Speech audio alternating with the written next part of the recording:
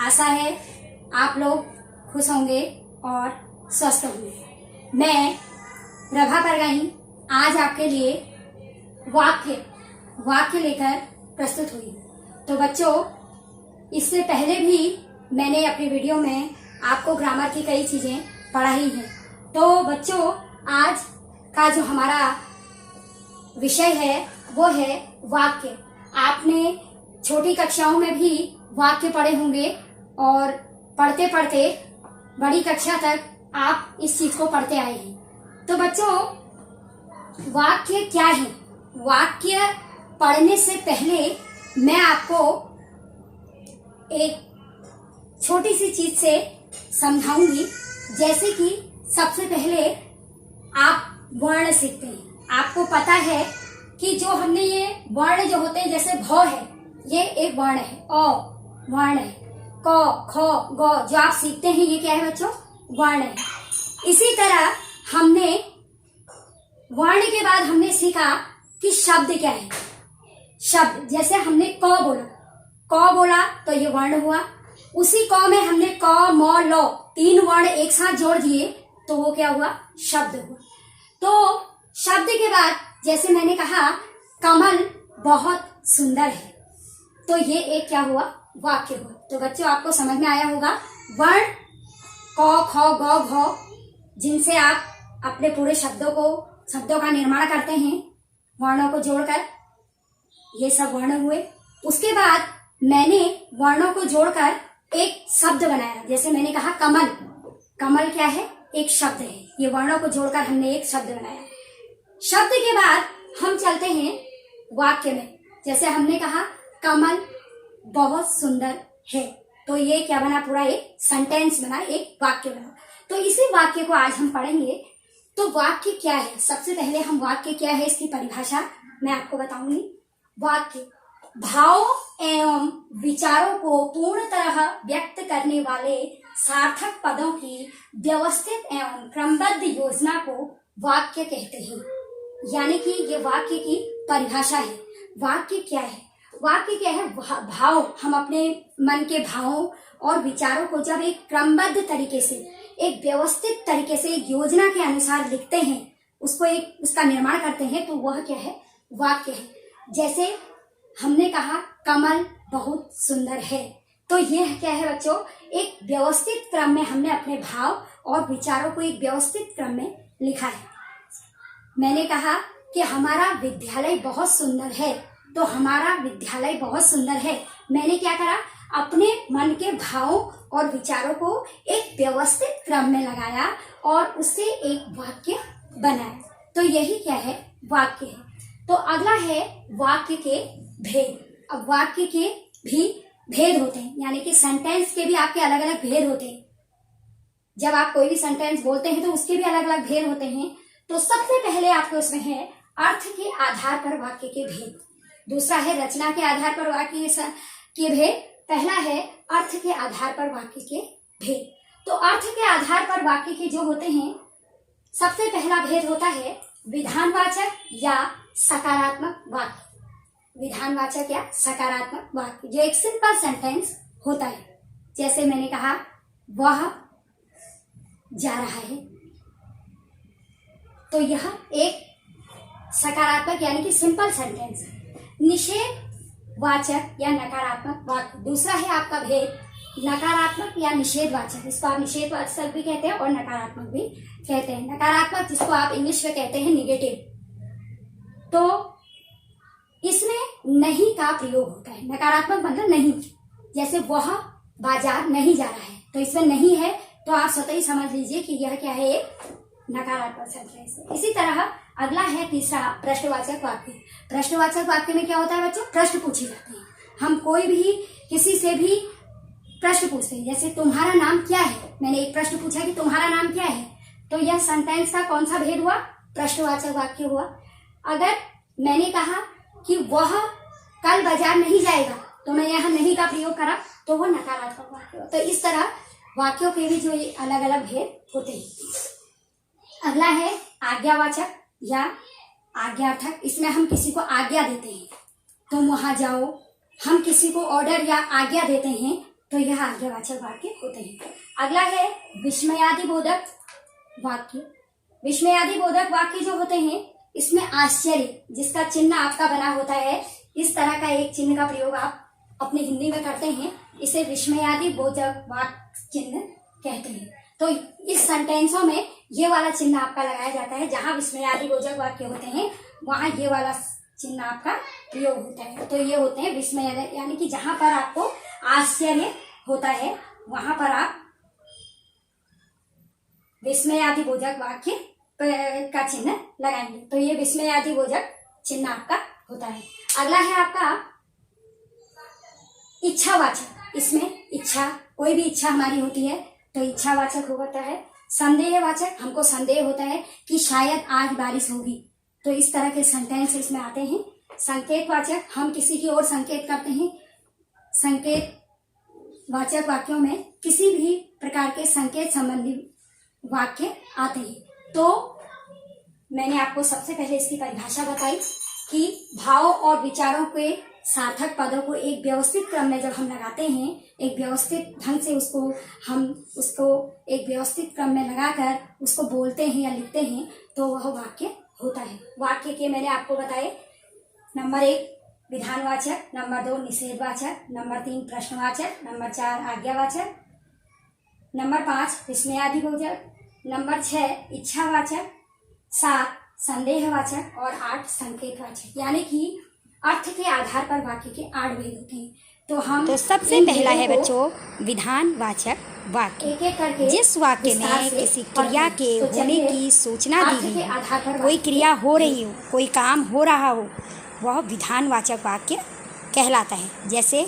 चीनी मीठी होती है, सूर्य पूरब से उगता है, तो यहाँ पर सूरज उग रहा है, काम हो रहा है। दूध उजला होता है, उजला मतलब सफ़ेद, उजला कहा जाता है। राम अयोध्या के राजा थे।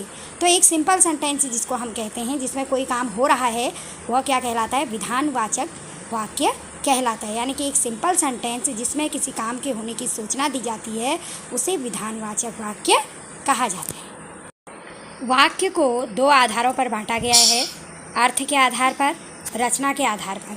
तो अर्थ के आधार पर वाक्य के 8 भेद मैंने आपको बताए। विधानवाचक वाक्य, आज्ञावाचक वाक्य, निषेधवाचक वाक्य, प्रश्नवाचक वाक्य, विस्मयादिबोधक वाक्य, इच्छावाचक वाक्य, संदेहवाचक वाक्य, संकेतवाचक वाक्य। तो चलिए पढ़ते हैं विधानवाचक वाक्य। दूसरा वाक्य है आज्ञावाचक वाक्य। जिस वाक्य में किसी को आज्ञा या आदेश दिया जाता है, हम किसी को कोई आदेश दे रहे हैं, किसी से निवेदन या प्रार्थना कर रहे हैं, तो वह आज्ञावाचक वाक्य कहलाता है। जैसे पहला उदाहरण, कृपया खड़े हो जाइए। यहाँ पर खड़े होने का आदेश दिया जा रहा है। कृपया आप शांत रहें, शांत होने का आदेश दिया जा रहा है। तुम बैठ जाओ, कहा जा रहा है कि तुम बैठ जाओ। हे प्रभु रक्षा कीजिए, किसी से हम प्रार्थना कर रहे हैं प्रभु से, तो ये आज्ञावाचक वाक्य हुए।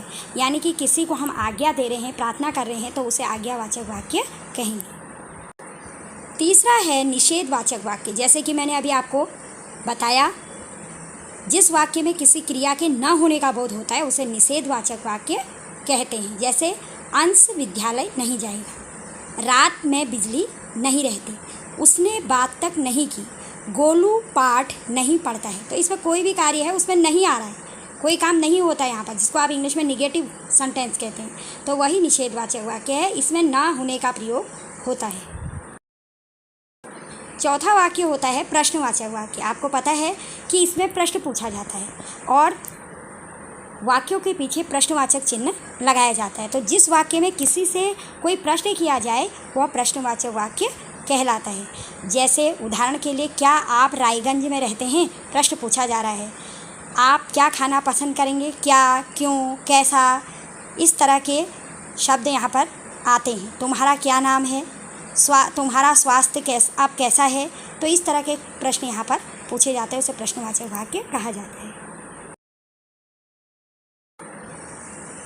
पांचवा है विस्मयादिवाचक वाक्य। जैसे कि मैंने अभी बोर्ड पर आपको बताया कि विस्मयादिवाचक वाक्यों में विस्मयवाचक चिन्हों का प्रयोग किया जाता है। जिस वाक्य में विस्मय माने आश्चर्य होता है, हमें कोई सेंटेंस या कोई बात सुनकर आश्चर्य होता है तो वह विस्मयादि बोधक वाक्य कहलाते हैं। जैसे अरे इतने बड़े हो गए, अरे के बाद हम विस्मयादि बोधक चिन्ह का प्रयोग करेंगे। अरे इतने बड़े हो गए, हाय मैं तो डर ही गई, आहा क्या मौसम है, धत मुंह नोच लूँगा।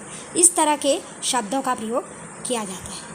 अगला है संदेहवाचक वाक्य। संदेहवाचक में जिस वाक्य में किसी कार्य के होने में संदेह होता है, हमें कोई कार्य है या नहीं ऐसा संदेह होता है, वह संदेहवाचक वाक्य कहलाता है। जैसे संभव है आज धूप निकले, ऐसा हो सकता है कि आज धूप निकल सकती है, संदेह होता है। संभवतः मैं जीत जाऊं, कदाचित उसने देखा ही ना, शायद उसे खबर ही ना हो।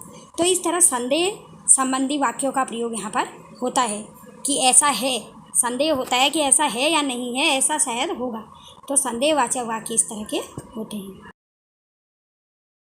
अगला है संकेतवाचक वाक्य। जिस वाक्य में किसी एक क्रिया के होने पर दूसरी क्रिया के होने की ओर संकेत किया जाता है, संकेतवाचक वाक्य कहा जाता है। जैसे पहला उदाहरण है, जब धूप निकलेगी तब कपड़े धोएंगे। परेशानी, जब धूप निकलेगी तब कपड़े धोएंगे। आप होते तो इतनी परेशानी नहीं उठानी पड़ती। तो एक का दूसरे से क्या होता है, संकेत किया जाता है। एक क्रिया का दूसरे क्रिया से संकेत स्थापित किया जाता है, तो इसे संकेतवाचक वाक्य कहते हैं। तो अब हम चलते हैं पाठ का कुछ अभ्यास कार्य, यानी कि कुछ उदाहरणों द्वारा मैं आपको यहाँ पर वाक्य भेद बताऊँगी। जैसे पहला वाक्य है, अंश पढ़ाई करते रहो।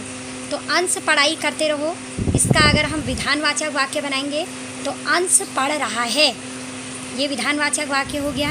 इसी को अगर हम आज्ञावाचक वाक्य बनाएंगे तो अंश पढ़ाई करते रहो, ये आज्ञावाचक है, ये आज्ञा दी जा रही है कि पढ़ाई करते रहो। इसी वाक्य को अगर हम निषेधवाचक वाक्य बनाएंगे तो अंश पढ़ाई नहीं कर रहा है। अगर इसी वाक्य को हम प्रश्नवाचक वाक्य बनाएंगे तो क्या अंश पढ़ रहा है। इसी वाक्य को इच्छावाचक वाक्य बनाने के लिए काश अंश पढ़ रहा होता। संदेहवाचक बनाने के लिए संभवतः अंश पढ़ रहा होगा। और संकेतवाचक वाक्य के लिए अगर अंश पढ़ रहा होता तो प्रथम आता। तो इस तरह मैंने आपको एक ही वाक्य से विधानवाचक, आज्ञावाचक, निषेधवाचक, प्रश्नवाचक, विस्मयादिवाचक, इच्छावाचक, संदेहवाचक, संकेतवाचक 8 प्रकार के वाक्य बताए। तो इस तरह आप इन्हें एक ही वाक्य को आप अलग अलग तरीके से वाक्यों के भेद के रूप में लिख सकते हैं। अगला जो वाक्य है वो है, क्या तरन्नुम बाजार जाएगी। एक वाक्य है यहाँ पर, क्या तरन्नुम बाजार जाएगी। इसको अगर हम विधानवाचक वाक्य में बनाएंगे, तरन्नुम बाजार जाएगी, एक सिंपल वाक्य है जिसमें कार्य हो रहा है। आज्ञावाचक में हम इसको बना देंगे, तरन्नुम तुम बाजार जाओगी। आज्ञावाचक में हम इसको बना देंगे, तरन्नुम तुम बाजार जाओगी। निषेधवाचक में हम इसको बना देंगे कि तरन्नुम बाजार नहीं जाएगी। मैंने आपसे कहा निषेधवाचक में नहीं का प्रयोग करते हैं। प्रश्नवाचक में क्या, क्यों ऐसे शब्दों का प्रयोग करते हैं और प्रश्नवाचक चिन्ह लगाते हैं। क्या तरन्नुम बाजार जाएगी, प्रश्नवाचक चिन्ह।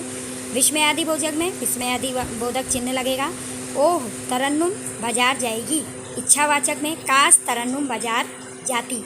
वहीं पर संदेहवाचक वाक्य में संभव है तरन्नुम बाजार चली गई होगी। इसी तरह अगर इसी वाक्य को हम संकेतवाचक में कहेंगे, यदि तरन्नुम बाजार जाएगी तो खाना नहीं बनेगा।